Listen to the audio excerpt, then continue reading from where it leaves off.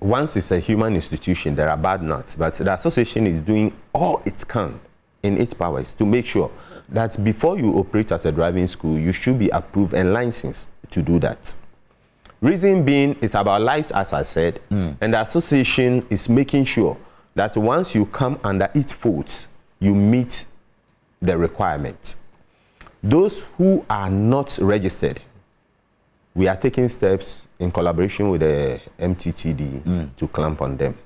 And we are making sure that if you are not operating in the right frames, we won't let you work. No. So the association is doing a lot of work behind the scene.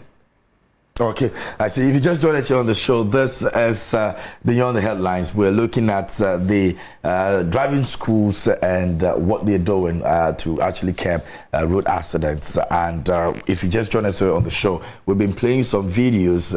Please, the graphics in there are very, very, you know,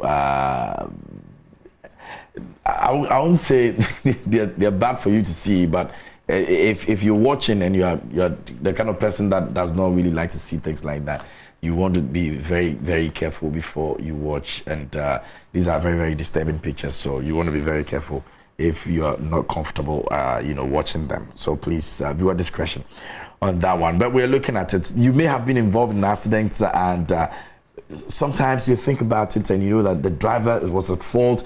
He didn't read a certain sign and all of that. And sometimes when you complain, these drivers tell you that, do you know how many years they've been driving? For the past 15 years or 20 years he's been driving, and so forget about the road sign over there. He knows all of that. Yet he's actually, you know, crossing that lane that he's not supposed to cross. If you've got any experience like that, you can share that with us over here on the show as well. We're looking at the importance of education, or educating drivers in curbing road accidents. Now, a typical example is when you are in a bus or a trotro, and a certain driver is crossing lanes, not adhering to certain road traffic signs, and you tell the person, and the person tells you that he's got experience. He has so number of experience. He has this number of experience. Does experience actually play a major role if the person has not really got you know, education, proper education on how to, you know, use the road signs that are on the roads?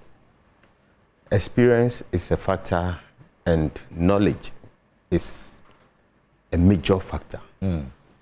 Okay, experience is a factor, but knowledge is a major factor. Because if you talk about experience, all of us has experience in wherever we find ourselves. But is the experience enough for you to protect lives? We are talking about lives when the driver is behind the wheels. We are talking about lives when that medical doctor is in the theater. My grandmom was a nurse for 45 years in a theater. She never had an opportunity to operate a patient. Why? Because she wasn't qualified to do that, regardless of her number of experience being in the theater.